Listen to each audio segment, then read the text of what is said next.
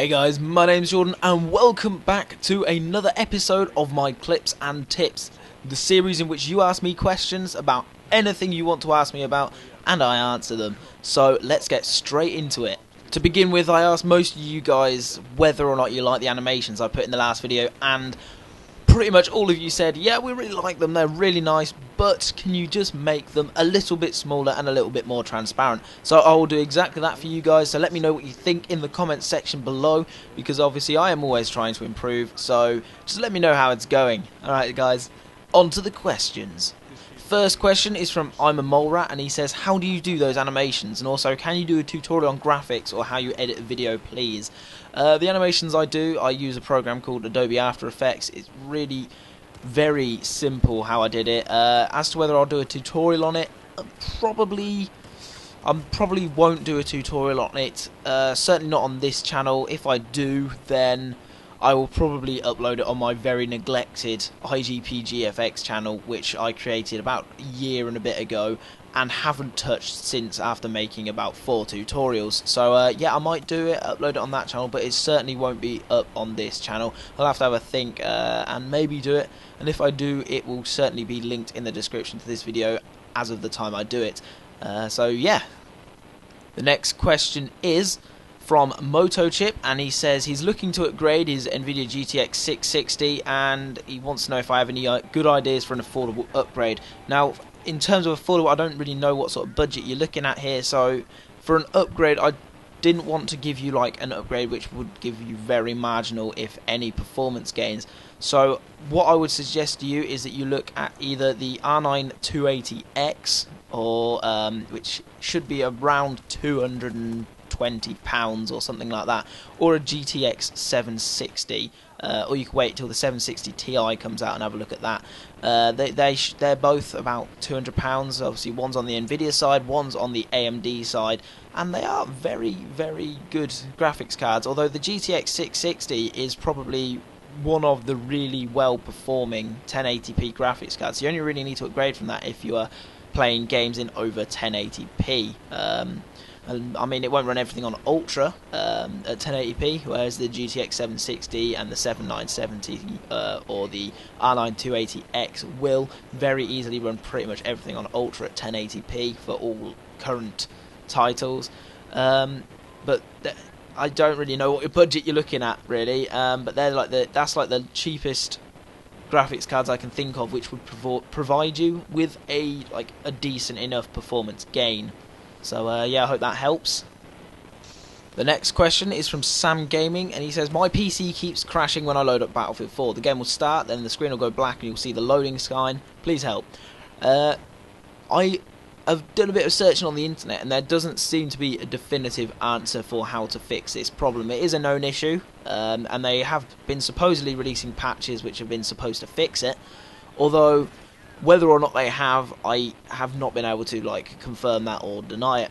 But all that I can really suggest that you do is update. Make sure your video card drivers are up to date. If you don't know how to do that, if you go to, there's a really easy way if you have Steam installed, which is if you go open up Steam, click on Steam in the top left hand corner, and then go down to check for video driver updates, and if you click that, it should let you know.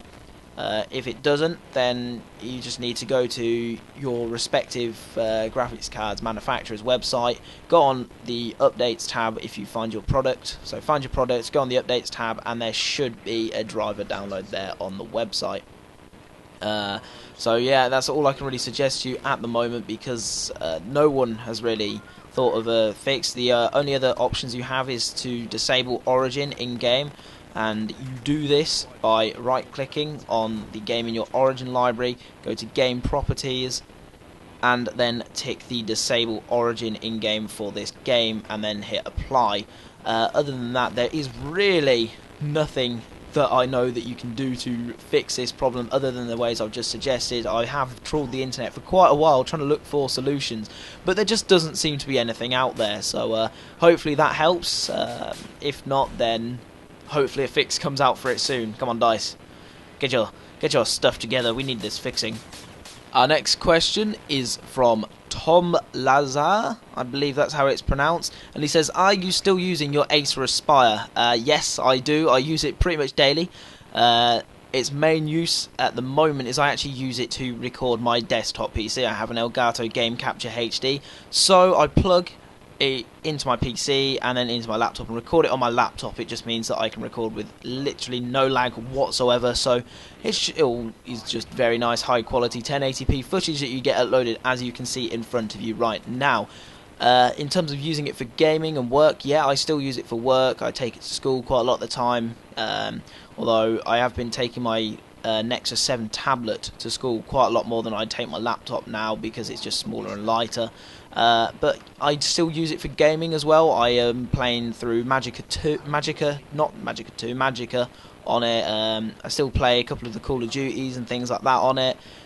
Just a lot of the sort of less intensive games, because although it does run Battlefield 3 and Battlefield 4, it runs it at 30 FPS, and I personally now can't play first-person shooters at anything less than 60 FPS. It just really annoys me. Although, to be fair, when the Battlefield 4 beta came out, it actually came out on a day that I was supposed to be at school, even though the teachers were on strike. So we had to go into school and the teachers were on strike. So I bought my laptop in and we played Battlefield 4 beta using an iPhone hotspot internet on my laptop, and it ran fine. I mean, it was 30 plus FPS. I think it dropped down to like 20s at some point, but that was only when there was lots of explosions and stuff going off. And yeah, so I do still use it occasionally. It's not my daily driver main gaming PC. I don't use it for gaming all the time. So hopefully that answers your questions. The next question is from Alpha Wolf 1721, and he says, I have a few questions. I'm running on a budget for a laptop that can run games like Battlefield and Arma 3 and 2, but also record. Any ideas? I don't know what you mean by budget. As I always say in these episodes, if you're asking for things on a budget, let me know what your budget is, because it makes it a lot easier. See, what you could mean by budget could be $500 US, or it could be $1,500 US. I have no idea. Budget means different things to different people. So unfortunately, I can't answer your question with a definitive answer. All I would recommend is, if you are looking to run these games and record them, I would recommend that you get a desktop PC over a laptop, just because of the fact that recording does take a bit more strain on your PC than just like playing the game on its own, and the laptop will struggle to play games like Arma 3 on high settings just without even recording. So unless you get spending like £2,000 on a laptop or something like that ridiculous, I mean, if you spent $1,000 on a PC, so about £600 on a PC, you'll get much better performance whilst recording and playing games, and you'll get higher settings and everything like that, just a better experience. So it really is worth just getting a desktop PC instead of a laptop for that sort of usage case scenario. So anyway guys, that concludes this episode of Clips and Tips. If you have any questions for me to answer in the next episode, be sure to leave them in the comment section below.